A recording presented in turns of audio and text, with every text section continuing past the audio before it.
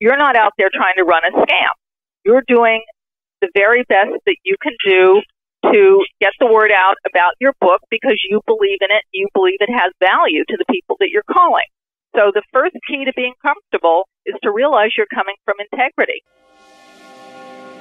This is Ron Pramshafer, and welcome to Publishing Basics Radio, where weekly we try to help you navigate the self-publishing minefield. Wendy, you're called the Queen of Cold Calling. How did that all come about? Well, Ron, I had clients very early in my career that used to call me the Queen of Cold Calling, and I liked it, and so I kept it. All right, now what is cold calling? I don't actually like the term cold calling because I think it sounds scary, and I prefer the term introductory calling. And what introductory calling is really is you call someone that you don't know or that you don't know very well, and you call them to introduce yourself and your company, your products, your services, your books, whatever you have.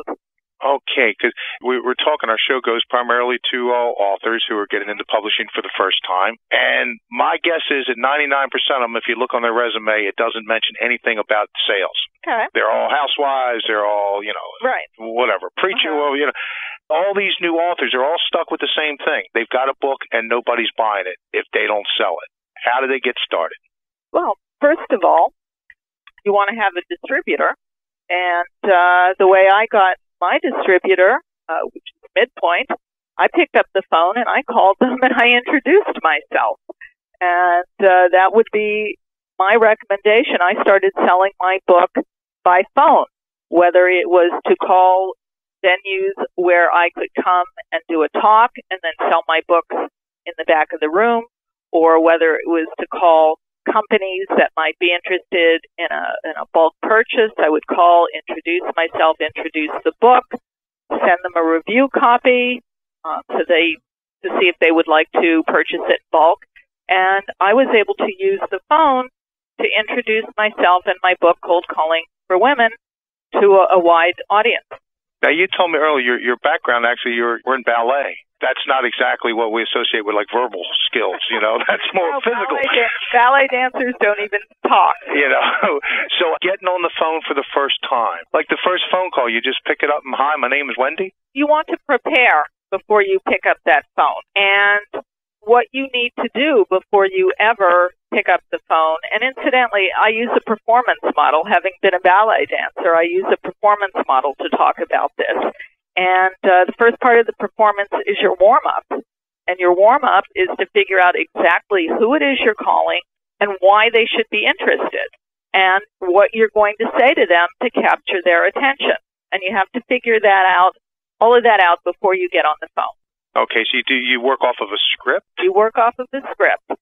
Many people don't like the idea of a script because they feel that it makes them sound phony.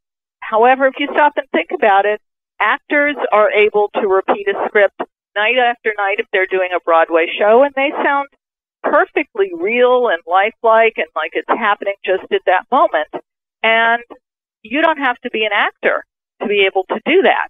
You need to rehearse it and be very focused. And that actually is the second step of the performance model, is that you rehearse. Okay, and who's your best person to rehearse with, like your mother or your wife or your brother? Or someone who will not judge you. Mm-hmm. And you can rehearse with family. You can rehearse with friends. I recommend call your answering machine or your voicemail and tape yourself. Listen to how you sound. Do you sound like somebody you'd like to have a conversation with? And make a list of some companies that you're not so interested in and call them. It's a live practice. Okay, yeah, that was going to be kind of my next question. I mean, if the big fish out there say is Barnes & Noble. Don't call them first. Don't call them first. Do not call them first. Okay, so you start off with some easy people, maybe even some people, the borderline. And what happens the first time somebody tells you no?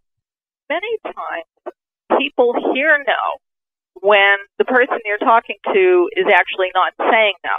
Many people do what I call mind reading and assume that the person they're talking to is saying something other than what they're really saying. For example, if someone says to you, I can't talk right now, can you call me back? That's not a no. That's an I can't talk to you right now. Could you call me back? If you talk to someone's secretary who says that the person you want to talk to is in a meeting, that's not a no. That's the person you want to talk to is in the meeting, so you have to call them another time. And there are many things that people say that you can take right at face value. Unfortunately, most people take them as rejection. So you need to do a reality check. Okay, so now the fourth or fifth time that person's in a meeting, do you start getting paranoid then and think that, you're just being put off, or do you just be persistent? What was the movie, Wall Street, where the guy called like every day? There are studies that have been done that show that most sales are made after somewhere between 7 to 12 contacts with a prospect. So if you call someone even 4 times and they're not available, you probably have at least 3 more phone calls to go. And the reality is most people are very busy. If you called your best friend in the entire world, if that best friend was in a meeting with his boss, that person probably would not take your phone call. Okay, yeah, never quite thought of it that way. People are legitimately busy. Doesn't mean that they hate you. It means that they're busy. So say you get the person on the phone and he tells you no. Is it time to go out and get drunk and, try another day, or what do you do then? You want to look at the steps in your cycle and what it is that you're trying to accomplish. On your very first phone call, you are probably not attempting to sell your book. On your very first phone call, you might want to set up a meeting to come in and have a conversation with this person to talk about your book. Your goal might be that you want to send them a review copy of the book so they can take a look at it. You need to decide what is the goal of your conversation. When you hang up that phone, where do you want to be? What do you want to have accomplished? And very rarely is your goal that you're going to sell your book over the phone. Although that's the ultimate goal. That's the ultimate goal, but it's not the goal of your first phone call. You want to, this is a step-by-step process, and if you're, for example, you'd like them to make a bulk order, they probably need to look at the book first.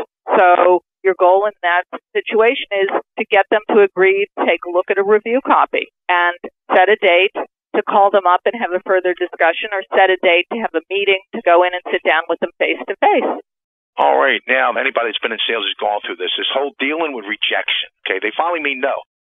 People don't like no. How do we deal with rejection? Another great question.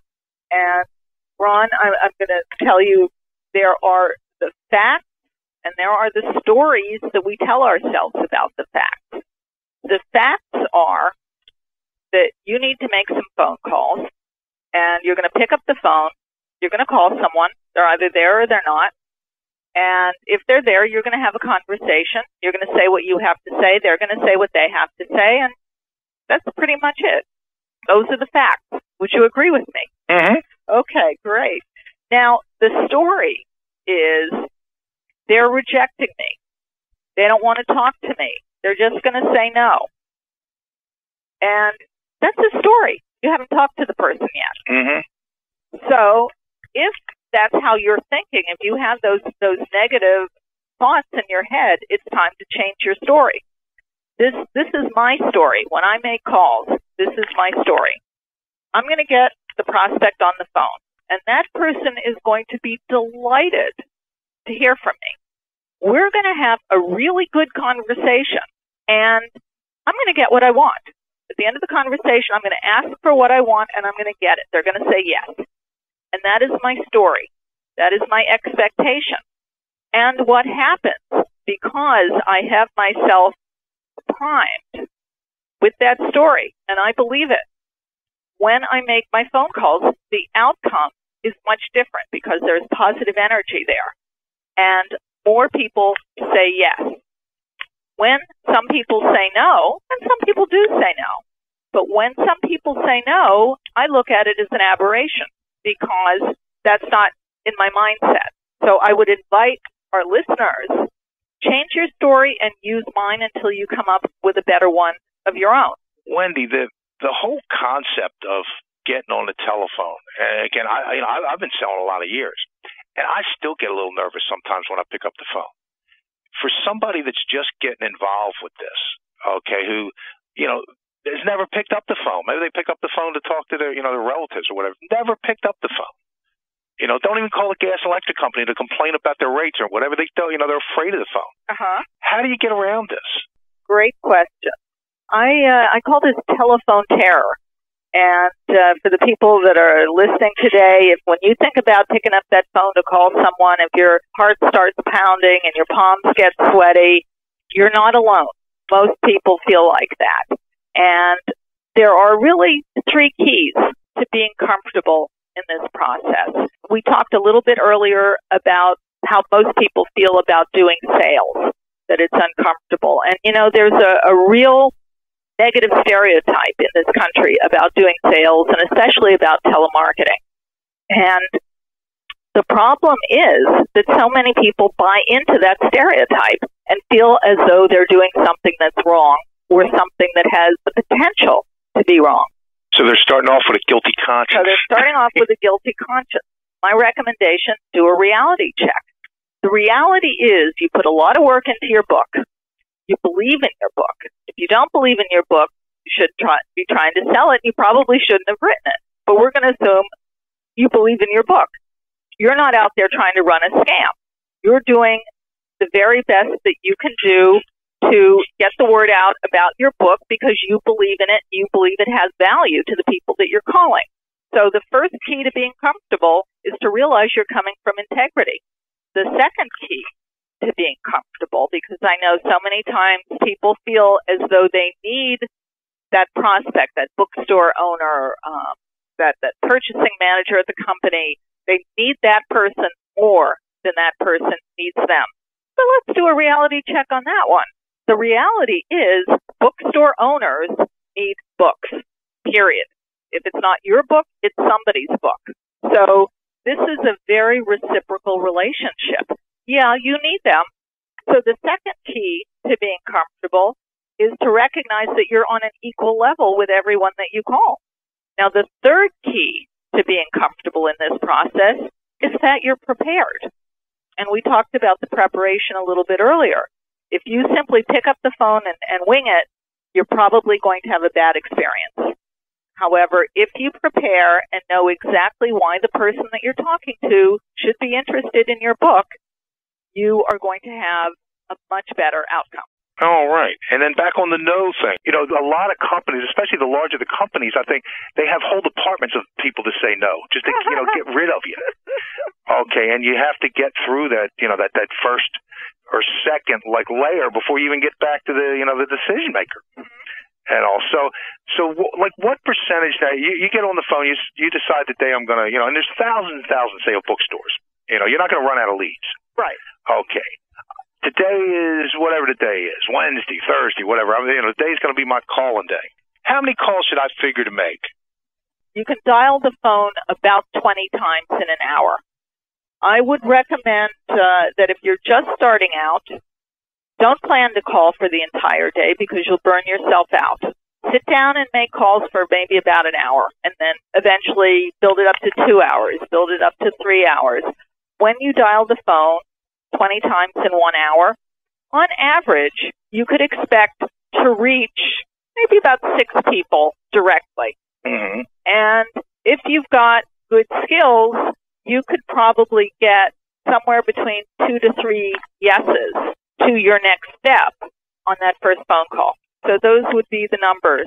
If you don't have the skills, I'm going to recommend that all of our listeners visit my website, which is queenofcoldcalling.com. The whole publishing or self-publishing thing that so many people just overlook is that it's a business. I mean, it's something that you need to learn if you're going to be successful. Yes. And if you don't want to do that, then maybe you just need 20 copies of the book and give them out to your friends and family, your drinking buddies, and call it a day. I mean, don't even try to get into it. Exactly. And what's interesting, what happens over time, and our listeners really need to understand that this is a process that happens over time. That people that you speak with today may not be interested. However, 6 months from now, a year from now, 2 years from now, who knows? They might turn around and be interested. And so what you want to do as you make your calls is create your database of people that you have targeted, bookstores that you've targeted or companies that you've targeted, and find ways to continue to stay in touch. So that to just keep your name out there. So it's not a fast process. No. I mean, you're not going to get on the phone today and you're going to come out with 20 sales and you're going to be rich and famous and that. I mean, it's a process. Exactly. And however long it took you to write the book, it's going to take you probably at least that long to start getting it moving. Well, that's a good. I've never heard it put that way, but that's right. I mean, everybody think they spend years writing, and yet they want instant success, and then they have semi-instant disappointment when they don't have instant success. But that's an excellent way of looking at it. Well, Wendy, thank you very much for being on the show today. Thank you so much. For Publishing Basics Radio, this is Ron Pramshafer. See you next week. This program is produced by Jack Street Media as part of the Affiliate Nanocasting Network. Thanks for listening.